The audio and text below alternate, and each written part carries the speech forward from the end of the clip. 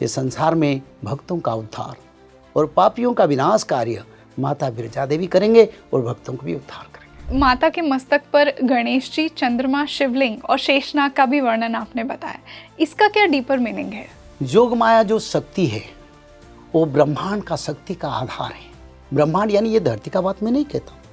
स्वर्ग, मर्त्य, पाताल 14 भुवन है, यानी ब्रह्मांड है 14। एक ब्रह्मांड में हम निवास करते हैं और ऐसे 13 ब्रह्मांड भी हैं। उसी ब्रह्मांड, स्वर्ग, मर्त्य, पाताल, ब्रह्मलोक तक सभी का अधिकारिणी शक्ति जो संचार होता है सृष्टि का और पालन का और स्थिति का, वो बिरजा देवी का नियंत्रण में है।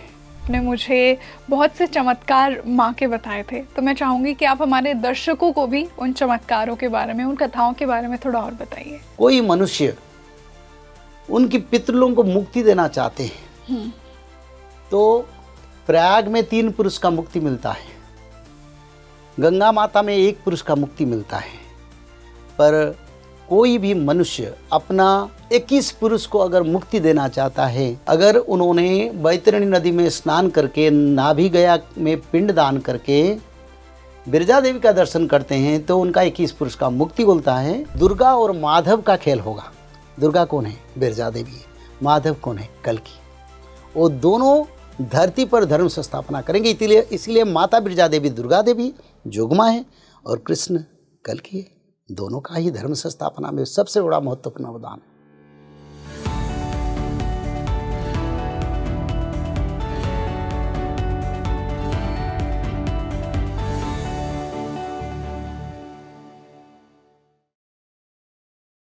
Hello and welcome back to your favourite spiritual podcast Speaking Tree, और मैं हूं आपके साथ रंगोली शर्मा।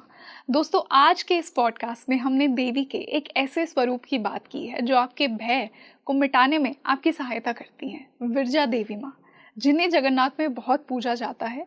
इन्हें 51 शक्तिपीठों में से एक शक्तिपीठ भी माना गया है और इन्हें माँ की नाभि के साथ एसोसिएट किया गया है। तो आज हमने चर्चा की है कि जब कलयुग का अंत होगा और सतयुग की शुरुआत होगी, तो विरजा देवी माँ का क्या योगदान होगा। ऐसा भी कहा जाता है कि आपके पितरों की आत्मा को भी शांति मिल जाती है अगर आप विरजा देवी क्षेत्र में विजिट करते हैं। तो आज हमने इसी को अच्छे से जाना है, तो जुड़े रहिए मेरे साथ इस पॉडकास्ट के एंड तक।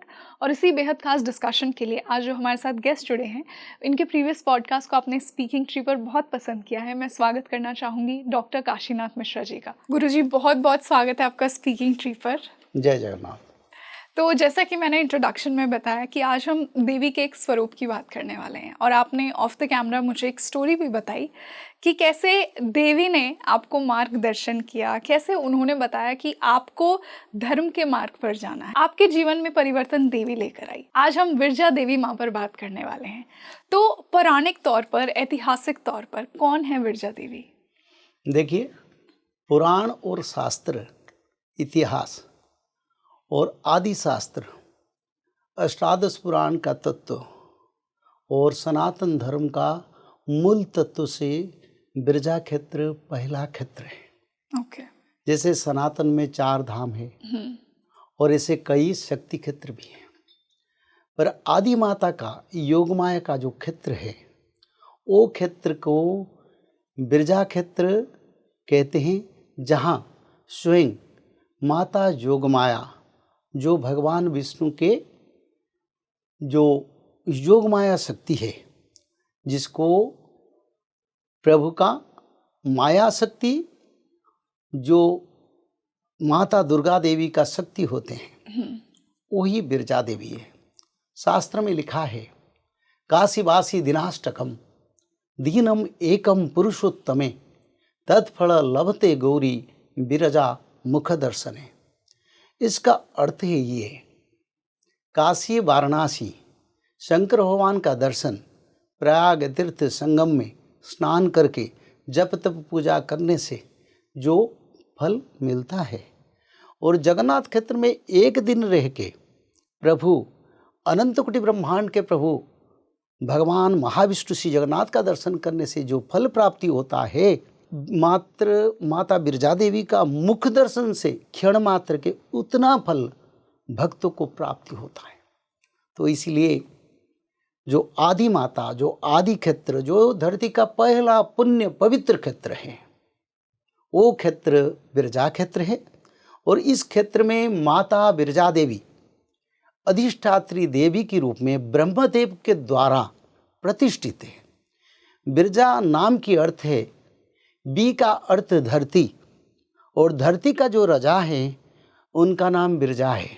जगत का नाथ जगन्नाथ, जगदीशी यानी जग यानी सारा ब्रह्मांड का जो ठाकुर है वो जगन्नाथ है।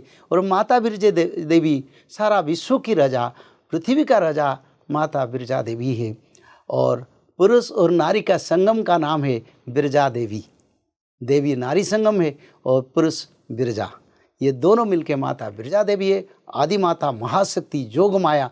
धरती पर वो पहला क्षेत्र है जब इस क्षेत्र का निर्माण खुद ब्रह्मदेव ने किए थे। ब्रह्मदेव ने उस क्षेत्र का निर्माण किया था।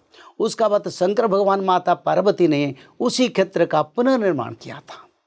तो इसीलिए माता बिरजा देवी योग माया है और एक बार दर्शन से संसार का सारा पुण्य का फल मिलता है। माता बिरजा देवी सारा विश्व में धर्म संस्थापना करेंगे। भविष्य मालिका में उसके बारे में लिखा है, संसारे पड़िव दुखल बोल बिरजा देलणी डाक 64 कोटि जोगनी को धरी संसारे पड़िव दुख। ये संसार में भक्तों का उद्धार और पापियों का विनाश कार्य माता बिरजा देवी करेंगे और भक्तों को भी उद्धार करेंगे। जी, तो गुरुजी जितना मैंने पढ़ा है बिरजा देवी माँ को नाभि से कनेक्ट किया गया है, क्योंकि इन्हें 51 शक्तिपीठों में से एक माना गया है और माँ की नाभि से इसे जोड़ा गया है। कितनी सच्चाई है इस बात में? देखिए, शास्त्र जो कहता है हम वही कहते हैं। देवी ब्रह्माग्नि जाता महिष तनुहता शूल लंगूढ़ हस्ता प्रबल महिष पृष्ठे शूलमा भेद्यमाना गणपति फणि सम्राट जोनि लिंगेन्दु चूड़ा रचयति बिरजा में मंगले मंगला नामा। देवी ब्रह्मा अग्नि जाता, माता बिरजा देवी जब ब्रह्मदेव ने धरती को प्रतिष्ठा किया तब धरती पर बार बार भूकंप हुआ, धरती स्थिर नहीं रहा। ये आदि सर्ग का बात कहता हूँ। जिस समय भगवान बराह कल्प में धरती को उद्धार किया, धरती को उद्धार करने के बाद प्रभु ने धरती को प्रतिष्ठा कर दिया कक्षपथ पर उसका बाद धरती रे पर बार बार कंपन आया, क्योंकि शक्ति का आधार धरती पर कोई कुछ भी नहीं था। तो इसीलिए ब्रह्मदेव ने भगवान महाविष्णु को तपस्या किया और ब्रह्मदेव ने तपस्या से भगवान विष्णु ने बोले, धरती पर जाके तुम आदि यज्ञ का सृष्टि करो। कहाँ करोगे? ना बैतरणी नदी के किनारे, जो पुण्यतया वृद्ध गंगा बैतरणी नदी के किनारे जाके यज्ञ अनुष्ठान करो। उस यज्ञ से माता दुर्गा देवी उत्पत्ति होंगे और उनको धरती पर स्थापन करने से धरती स्थिर बनेगा। तो इसीलिए ब्रह्मदेव ने आके पहले यज्ञ अनुष्ठान किया। इसको अच्युतानंद जी ने लिखे, प्रथम रे ब्रह्मा जही यज्ञ करी थिले यज्ञरु यज्ञ बराह बिरजा जन्मिले। तो आपकी जो प्रश्न है, जो माता सती के नाभि से बिरजा देवी का उत्पत्ति हुआ, हाँ, बाद में जब दक्ष यज्ञ के समय में शंकर भगवान ने माता पार्वती का अंश सारा विश्व में जहाँ जहाँ भारत में पड़े हैं शक्ति क्षेत्र 51 शक्ति क्षेत्र का सृष्टि हुआ। पर सच में बिरजा देवी का उत्पत्ति ब्रह्मदेव के यज्ञ यानी उनकी हवन से माता बिरजा देवी उत्पत्ति हुए थे। ब्रह्मदेव ने उनको विंध्याचल पर स्थापित किए थे और उसी स्थापन के बाद ब्रह्मदेव ने धरती को स्थिर कर दिया। धरती पर समुंदर किनारे नहीं लगा, हवा तूफान नहीं हुआ और धरती जन समाज सृष्टि के लिए अनुकूल बन गया और माता बिरजा देवी ही पहला आगमन किए थे। उसीलिए शंकर भगवान उसी क्षेत्र को बड़ा अपना प्यारा क्षेत्र कहते हैं जी। उसको द्वितीय काशी कहते हैं, द्वितीय काशी कहते हैं। शास्त्र में ये लिखा है, कई शास्त्र में, जैसे हमारा स्कंद पुराण, अलग अलग पुराण में एक काशी तो काशी वाराणसी और द्वितीय काशी जो शंकर भगवान का सबसे प्यारा क्षेत्र वो बिरजा क्षेत्र है। और जहाँ शंकर भगवान वो माता पार्वती ब्रह्म रूपिणी होके वहीं पर निवास करते हैं। और ब्रह्मदेव का वो क्षेत्र है, जब प्रलय जल होता है, जब ब्रह्मांड में प्रलय होता है, ब्रह्मदेव आके बिरजा क्षेत्र में निद्रागत होते हैं, उस क्षेत्र को ब्रह्म प्रलय भी स्पर्श नहीं करता, ये शास्त्र में लिखा है। तो गुरुजी, जैसा आपने पुराणों की बात की, तो विभिन्न पुराणों में जैसे ब्रह्म पुराण हो गया, स्कंद पुराण हो गया, इनमें विरजा देवी मंदिर की स्थापना के बारे में क्या कहा गया है? ये क्या कहते हैं इस मंदिर के बारे में? देखिए, ब्रह्म वैवर्त पुराण और स्कंद पुराण और साथ ही साथ बिरजा देवी के बारे में अष्टादश पुराण की हर शास्त्र में बिरजा देवी क्षेत्र के बारे में रचना है। और शास्त्र में ये लिखा है, और भविष्य मालिका शास्त्र अच्युतानंद ने भी उसको बारे में लिखे, बिरजा देवी आदि माता है और आदि माता के रूप में उनका स्थापन के बाद धरती पर जन सृष्टि, मनुष्य समाज का सृष्टि हुआ और धरती का सर्जना हुआ ब्रह्मदेव ने, और पहला स्थान बिरजा क्षेत्र था। उसका बाद धरती का सृष्टि हुआ, और सृष्टि होने के बाद माता बिरजा देवी ब्रह्मांड को पालन करती हैं। और जब बिरजा क्षेत्र में आपद आएगा तो सारा विश्व को एक परिवर्तन की ओर फिर माता बिरजा देवी संहार भी करेंगे, पालन भी करेंगे, सृष्टि भी करेंगे। और ब्रह्मदेव उनका द्वार में द्वारपाल है। कोई देवता ऐसे नहीं जिसका ब्रह्मदेव उनका द्वार को निगरानी देते हैं, यानी उनको वो उनका सिक्योरिटी है। बिरजा देवी के सामने वो बैठते हैं, कोई किसी को एंट्री नहीं देते हैं। उसके लिए शुभ स्तंभ का स्थापन किया ब्रह्मदेव ने, जिस खम्भ करीब 40 फीट ऊंचा ही एक स्टोन में ग्रेनाइट में बना है, जिसमें रुद्राक्ष का माला लगा है, नवग्रह लगाए, वो धरती का आधा सिरा है, धरती का ब्रह्मांड का सृष्टि का आधा सिरा शुभ स्तंभ। और शुभ स्तंभ जो है वो बिरजा देवी और शुभ स्तंभ दोनों एक ही तत्व है, ब्रह्म तत्व है। एक दिन वो शुभ स्तंभ से खून बहेगा। कब? हाँ, ये जब सृष्टि का अंत समय होगा। और ये कब बताया गया है पुराण में? ये भविष्य मालिका में लिखा है। शुभ स्तंभ पर खून बहेगा जब बिरजा देवी क्रोधित होकर सारा विश्व में संहार करेंगे, क्योंकि उनका वो स्तंभ है, वो विश्व का केंद्र स्थल है।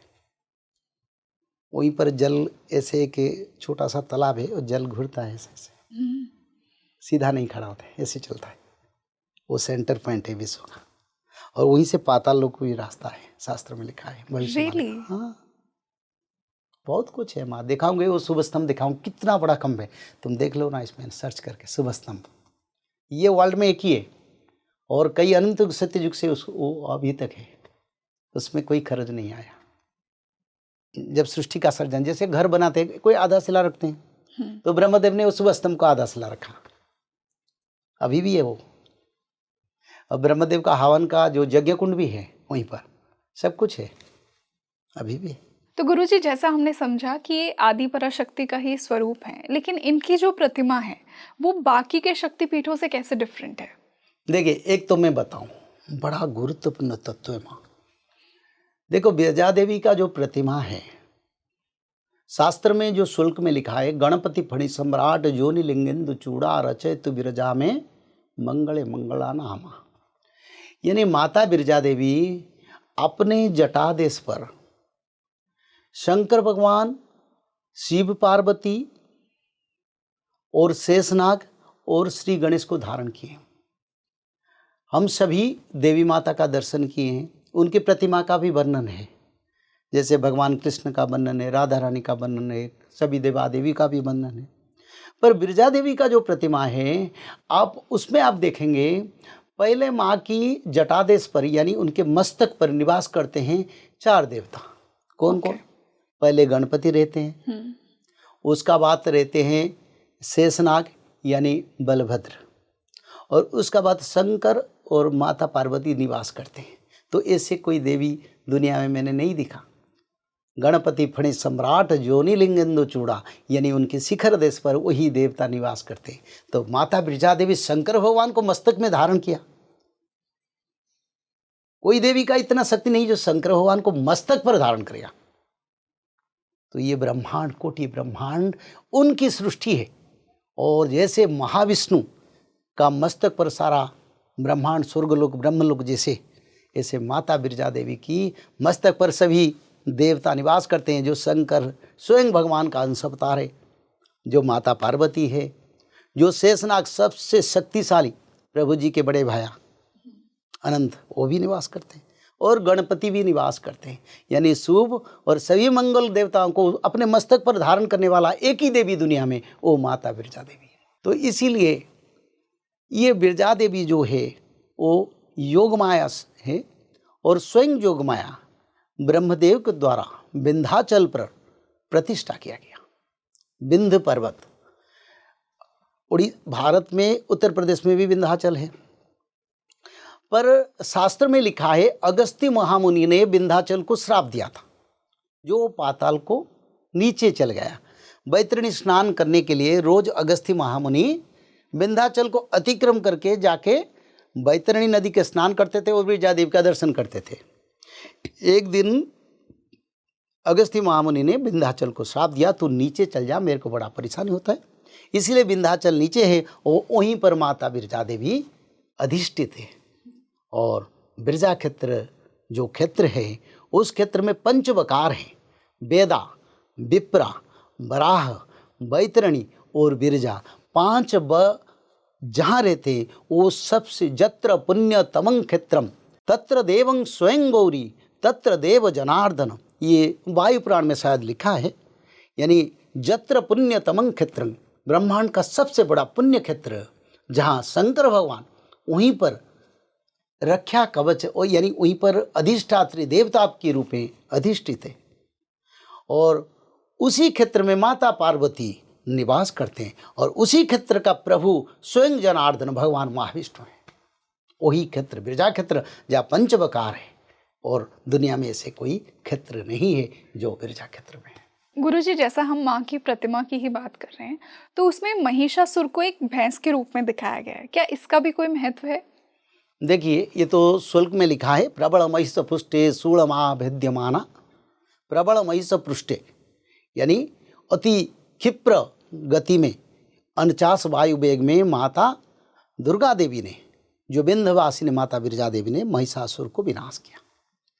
महिषासुर ने अपने मानव रूप असुर रूप को बदला के एक भैंस होकर दौड़ जाता था, दौड़ के चल गया। तो माता ने उसको अति क्षिप्र वेग में जाके उनको विनाश किया, क्योंकि वो अपना रूप बदला के वहीं से निकल जाने वाला था। पर माता ने उसी को संहार किया। उसी समय उन्होंने एक भैंस का रूप धारण किया था, इसीलिए उस भैंस को माता ने अपना त्रिशूल से संहार किया।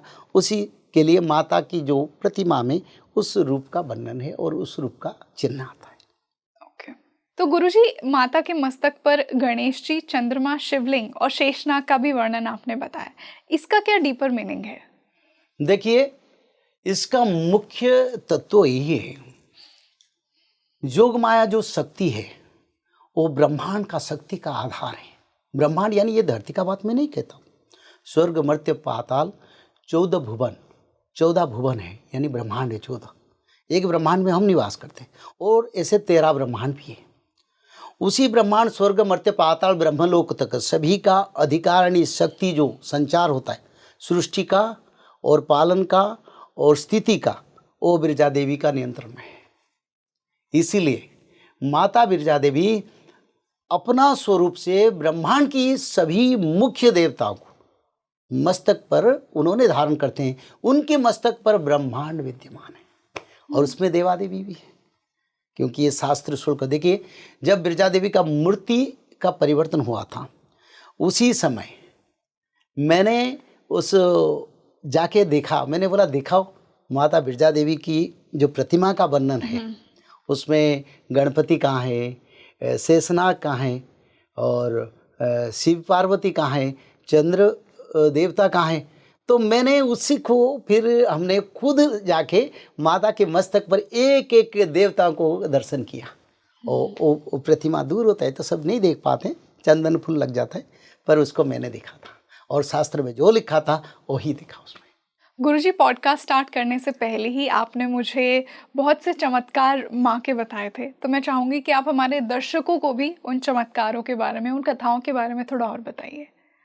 देखिए, माता जो आदि माता है ना, उनके नाम स्मरण करने से सभी पाप दूर हो जाता है।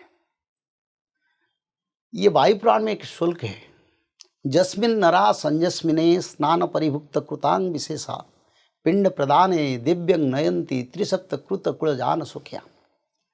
कोई मनुष्य उनकी पितरों को मुक्ति देना चाहते हैं तो प्रयाग में 3 पुरुष का मुक्ति मिलता है, गंगा माता में 1 पुरुष का मुक्ति मिलता है, पर कोई भी मनुष्य अपना 21 पुरुष को अगर मुक्ति देना चाहता है, पुरुष मतलब 21 पितृ, 21 पितृ जो मृत्यु हो गए हैं, एक एक पीढ़ी मिलके 21 पीढ़ी का बात करता हूँ। अगर उन्होंने बैतरणी नदी में स्नान करके, नाभि गया में पिंड दान करके बिरजा देवी का दर्शन करते हैं तो उनका 21 पुरुष का मुक्ति होता है। और बिरजा क्षेत्र जो नाभि गया है, माता बिरजा देवी की मंदिर में है, जिसको सारा विश्व का केंद्र स्थल कहते हैं, उसको नाभि क्षेत्र भी कहते हैं। माता सती का नाभि भी वहीं पर पड़ा था, ये भी कहते हैं। और वहीं पर नाभि गया, जो गयासुर का नाभि है, जहाँ पिंडदान किया जाता है, वो भी उसी क्षेत्र पर है। यानी एक ही मंदिर में माता बिरजा देवी और नाभि गया तीर्थ भी है। तो इसीलिए वो क्षेत्र सभी क्षेत्र से कई अलग क्षेत्र है। कोई किसी का पितृलोक का शांति नहीं है, कहीं घर में बार बार बाधा आता है, समस्या आता है, कहीं पितृलोक के कारण घर में अमंगल होता है, तो बिरजा क्षेत्र में कोई जाके पिंडदान करे, माता बिरजा देवी का दर्शन करे, उनका सारे कर्म और पितृलोक का मुक्ति मिल जाता है। वो सबसे बड़ा चमत्कार है। दूसरा, बिरजा देवी जो है वो स्वयं जोगमाया हैं। वहीं पर साल में एक बार रथ यात्रा होता है। जैसे जगन्नाथ जी का रथ यात्रा होता है, विश्व ब्रह्मांड का ठाकुर जी जगन्नाथ जी, और जगन्नाथ जी आते हैं, कोई धर्म जाति वर्ण निर्विशेष में सभी को दर्शन देते हैं, सभी उनको छूते हैं, दर्शन करते हैं, रथ खींचते हैं। कोई धर्म को भगवान, हर धर्म को एक ही उसका प्रमाण करते हैं। माता बिरजा देवी का क्षेत्र भी ऐसे है। और बिरजा देवी क्षेत्र में भी हर जो महालया प्रक्रिया, जो देवी पक्ष में श्रावण महीने में जो नवरात्रि के पक्ष में, उसी समय रथ यात्रा होता है, जो माता बिरजा देवी भक्तों को दर्शन के लिए बाहर आते हैं और 10 दिन तक उनकी रथ यात्रा चलता है। ये बड़ा, क्योंकि देवी माता का रथ चलना कहीं आपने नहीं सुने होंगे, पर वहीं चलता है। और रथ का द्वारपाल ब्रह्मदेव है, रथ का निगरानी देते हैं, रथ के आगे बैठ के माता का कार्य करते हैं। तो इसीलिए बिरजा क्षेत्र महा पवित्र क्षेत्र। और सबसे बड़ा बात है, उस क्षेत्र में आप जहाँ जाएंगे शिव मूर्ति, शिव मंदिर देखेंगे, कई हजारों शिव मंदिर। यानी उसमें लिखा है, अच्युतानंद जी ने लिखे हैं, जे श्री बैतरणी नदी पतित पावनी, यानी गंगा के वृद्ध गंगा, पूर्ण रूपी सत्ययुग का गंगा है, जहाँ 19 कोटि लिंग जही, 19 कोटि यानी 99 लाख और 99,000 शिवलिंग वहीं पर बिरजा क्षेत्र पर अभी भी है।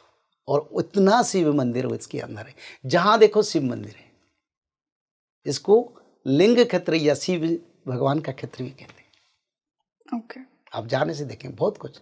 वहीं पर भी रावण तपस्या कर रहा था, जो शंकर भगवान है, बिरजा देवी के दक्षिण में, जिसके नाम जो त्रिलोचन महाप्रभु है, जहाँ रावण तपस्या करके शिव जी को वरदान प्राप्त किया, वो क्षेत्र भी वहीं पर है। तो गुरुजी, जैसा आपने पितरों की बात की, तो ऐसा क्यों माना गया है कि देवी के मात्र दर्शन से ही आपकी 7 पीढ़ियों को मुक्ति मिल जाएगी? 21 पीढ़ी को मिलता है। 21 पीढ़ी को पिंड दान करने से उसी क्षेत्र में, नाभि गया में, और माता का दर्शन और बैतरणी नदी में स्नान, तीनों कर्म करने से सब मानव को का जो पितृलोकों का 21 पीढ़ी तक मुक्ति मिलता है। ऐसा क्यों? क्योंकि ये तो भगवान ने वरदान किया। आदिमाता का क्षेत्र पंचवकार है, जो वृद्ध गंगा बैतरणी है, नाभि गया है, और माता बिरजा देवी, तीनों का दर्शन और उसकी पर धर्म कार्य करने से मनुष्य को पितृलोक का मुक्ति मिलता है। शास्त्र में लिखा है, वायुपुराण में इसका वर्णन है। ओके। शास्त्र तो जो बताए वही हमारी के लिए अनुसरण करना के सिवा और कुछ नहीं। और शास्त्र में जो लिखा उसका प्रमाण में कई लोगों को बिरजा क्षेत्र को भेजा हूँ, जिनका पितृदोष किसी भी कर्म से टूटा नहीं, उसी काम से उनका अच्छा हो गए और मंगल कार्य भी हो गया उन लोगों के। और जैसा आपने कहा कि 21 पीढ़ियों तक वो पितृदोष से मुक्ति मिल जाएगी, और ये एक बार करने से भी हो जाएगा? एक बार करने से। Okay Guruji, I am sure इसी से हमारे व्यूअर्स ये भी जानना चाहेंगे कि देवी के प्रकट होने की कथा क्या थी। ऐसा माना गया है कि ब्रह्मा जी ने जब यज्ञ किया तो देवी प्रकट हुई थी। कितनी सच्चाई है इस बात में? शास्त्र का अर्थ, सत्य का जो शस्त्र है वो शास्त्र है, और सनातनी के लिए जो अनुकरण की धारा है, अनुसरण की धारा है, वो हमारी शास्त्र है। और शास्त्र पीढ़ी पीढ़ी युग युग अनुसार हर युग में मुनि ऋषियों के द्वारा उद्धार होके उसका रचना हुआ, पहला बात है। दूसरा, इसका सत्यता का प्रमाण अगर बिरजा क्षेत्र आप जाएंगे तब आप देखेंगे, वहीं पर बैतरणी नदी है, वहीं पर नाभि गया क्षेत्र अभी भी है, वहीं पर ब्रह्मदेव के द्वारा स्थापित जो धरती का आधा सिरा, धरती का जब ब्रह्मदेव ने निर्माण किया, सृष्टि का कल्याण के लिए जीव जगत का सृष्टि किया, तब ब्रह्मदेव ने वहीं पर शुभ स्तंभ का स्थापन किए थे। एक खम्भ करीब 40 फीट ऊंचाई है, एक ग्रानाइट का स्टोन है जिसको ब्रह्मदेव ने खुद स्थापन किए थे। अभी पर वो भी जीता जागता प्रमाण के रूप में खड़ा है। वो तो माता बिरजा देवी भी है, और वहीं पर ब्रह्मदेव का यज्ञ कुंड जहाँ हवन कर रहे थे वो भी है। तो सभी प्रमाण वहीं पर अभी भी है, और शास्त्र में जो लिखा है, हमने जो शास्त्र में पढ़े वहीं पर उसका भी विद्यमान है। तो वही प्रमाण है, उससे क्या आंखों देखी प्रमाण भी मिलता है, शास्त्र में भी रचना है, और क्या प्रमाण देंगे। ओके, तो इस प्रकार से देवी प्रकट हुई थी? नहीं, देवी जो प्रकट हुए थे वो यज्ञ से प्रकट हुए थे। ब्रह्मदेव ने पहले बार धरती पर प्रथम यज्ञ अनुष्ठान हुआ था, जो खुद ब्रह्मदेव ने ब्रह्मलोक से ब्राह्मण को लाके वहीं पर विश्व स्थापन, विश्व का सृष्टि का यज्ञ किया, जिसमें धरती पर जो कंपन हुआ था वो बंद हो गया, और बिरजा देवी यज्ञ से उत्पत्ति हुई, यानी हवन से उत्पत्ति हुए अजोनी संभुता माता बिरजा देवी। और ब्रह्मदेव ने उसी प्रतिमा में उस अजोनी संभुता माता बिरजा देवी को कि शरीर में ब्रह्म का स्थापन करके उस प्रतिमा को विंध्याचल पर रत्न सिंहासन पर स्थापन किया। गुरुजी, विरजा क्षेत्र जो है उसे गुणों से रहित भी कहा गया है, जैसा आपने मुझे बताया। ऐसा क्यों? क्योंकि वो शंकर भगवान, वो तो माता पार्वती और ब्रह्मदेव की कृपा से बड़ा पवित्र हो, इतना पवित्र है जो शास्त्र में लिखा है, भविष्य मालिका अच्युतानंद ने लिखे हैं, वहाँ पर करोड़ देवादेवी है, वहीं पर दिवारात्र भी नहीं है।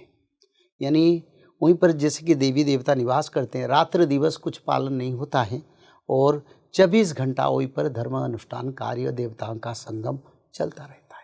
ये शास्त्र में लिखा था, इसीलिए उसको गुण रहित क्षेत्र कहते हैं, क्योंकि वहीं पर बैतरणी नदी और नाभि गया सभी पाप से मनुष्य को मुक्ति करता है। तो इसी कारण उसी पर कोई दुर्गुण नेता है, सुगुण का प्रभाव है, और उसी सुगुण से उस क्षेत्र को गुण रहित क्षेत्र, यानी कोई दुर्गुण नहीं जहाँ रहता है उनको गुण रहित क्षेत्र कहते हैं, और इसीलिए उस क्षेत्र को बड़ा पवित्र मानते हैं। देखिए, चमत्कार तो भक्तों का होता है, और भक्तों का अनुभूति, कई भक्तों जो आते हैं माता बिरजा क्षेत्र में बड़े बड़े बीमारी से मुक्ति होकर जाते हैं। माता बिरजा देवी के कोई भी शरण में गए, आज तक मैंने देखा जो गए हैं वो खाली हाथ नहीं लौटे। पर बिरजा देवी बड़ा गुप्त थे, क्योंकि कलयुग का था। जब उनका समय आ रहा है अभी, वो सारा विश्व में सबसे बड़ा क्षेत्र के रूप में उभरेंगे, और सारा विश्व के भक्त लोग वहीं पर जाएंगे, वहीं पर सुधर्मा सभा बैठेंगे।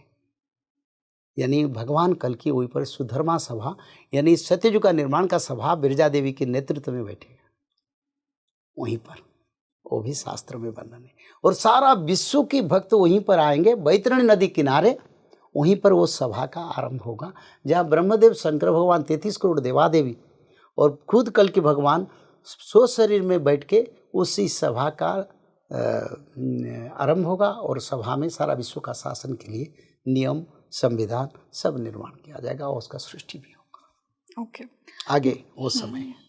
तो गुरुजी, जैसा आपने कहा कि विरजा देवी जो हैं वो कहीं ना कहीं गुप्त देवियों में से आती हैं, तो इतना उनके बारे में बात क्यों नहीं होती है? क्यों नहीं ज़्यादा लोगों को उनके बारे में पता, उनकी महिमा के बारे में पता, उनके चमत्कार के बारे में क्यों नहीं पता है?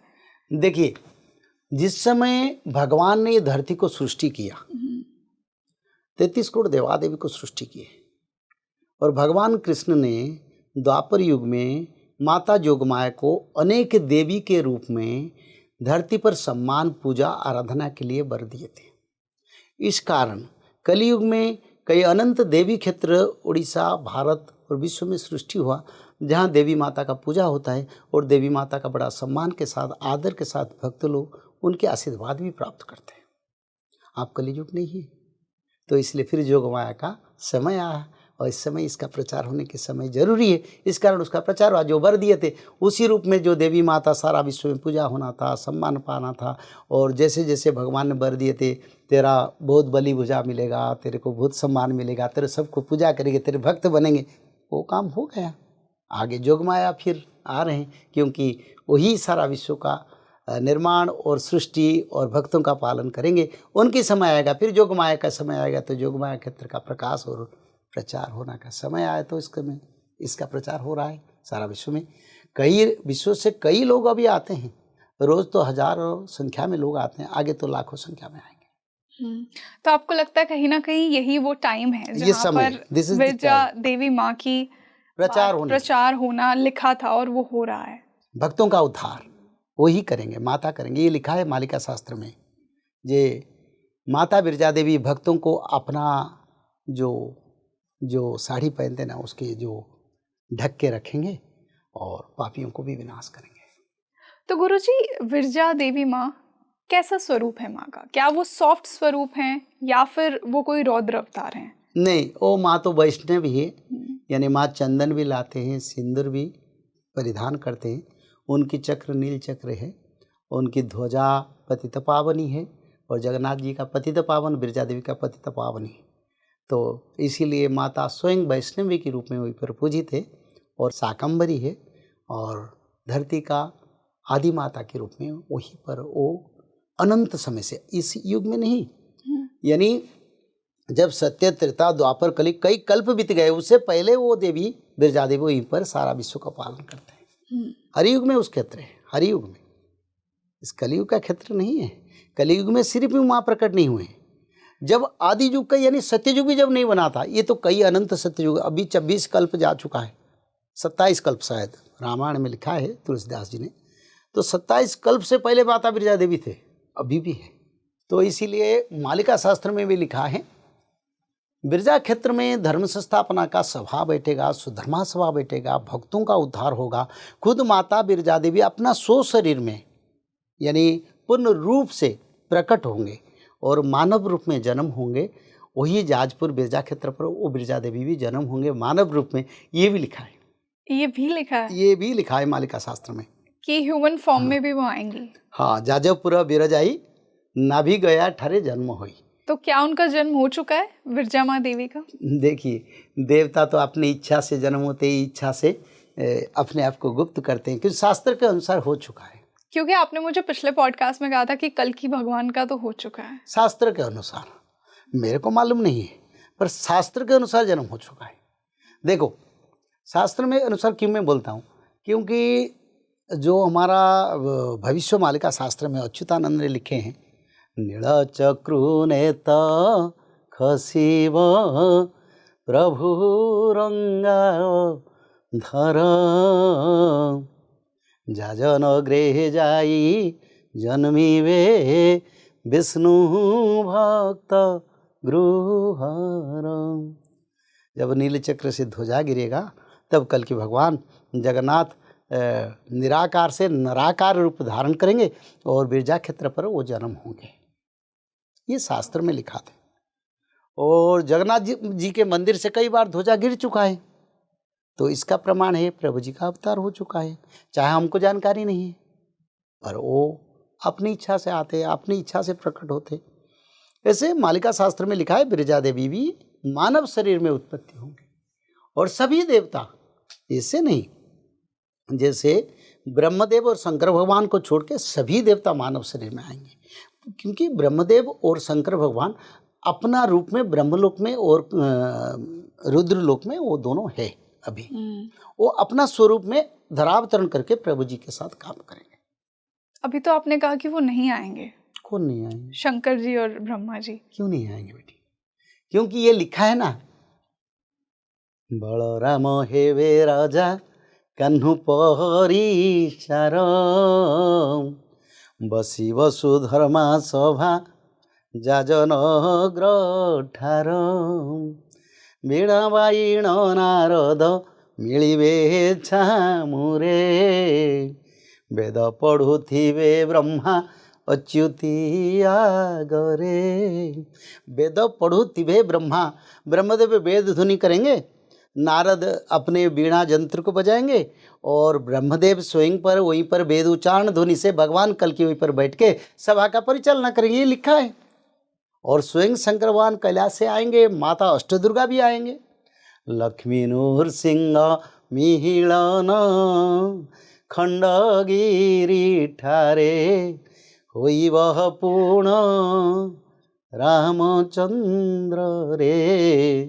जहूँ आसिबे चतुरा नन रामचंद्र रे। महादेव से आसिबे, महादेव जे आसिबे तांडव नृत्य रे। मग्न होइबे रामचंद्र रे। अष्ट दुर्गा संगतरे थिबे रामचंद्र रे।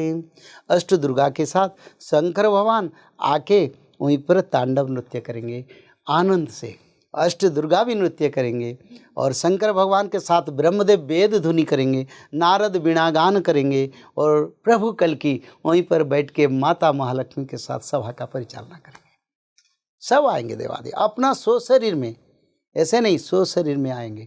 33 करोड़ देवताओं का संगम बिरजा क्षेत्र पर होगा। जहाँ माता बिरजा देवी है वहीं पर अधिष्ठात्री देवी माता बिरजा देवी के नियंत्रण में विश्व का सुधर्मा सभा वहीं पर बैठेगा और विश्व का सत्ययुग का निर्माण उसी क्षेत्र से शुरू होगा।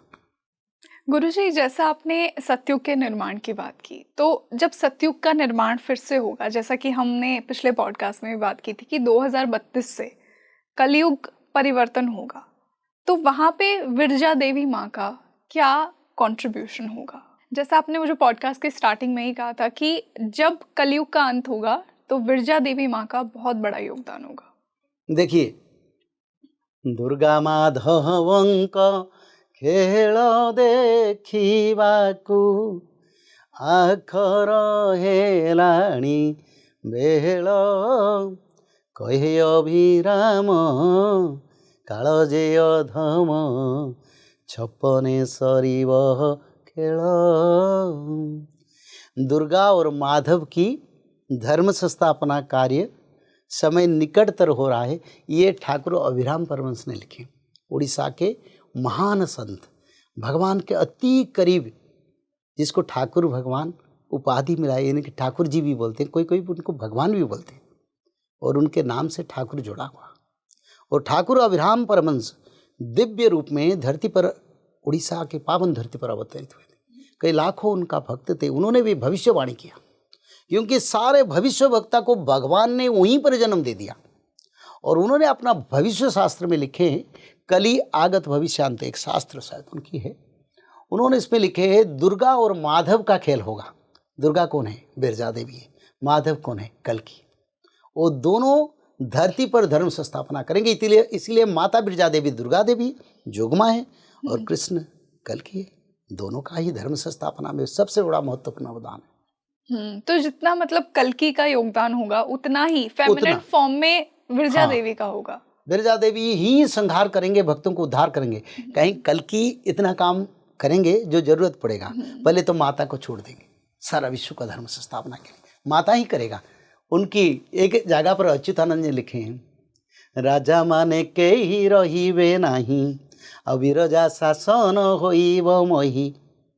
कोई रजा भर धरती पर नहीं रहेंगे, जो विश्व की जो शासक लोग, वो रहते हुए भी उनका कोई काम नहीं चलेगा। किसका राज चलेगा? बिरजा देवी राज करेंगे सारा विश्व। बिरजा शासन होइब मोहि, यानी माता बिरजा देवी सारा विश्व में शासन करेंगे।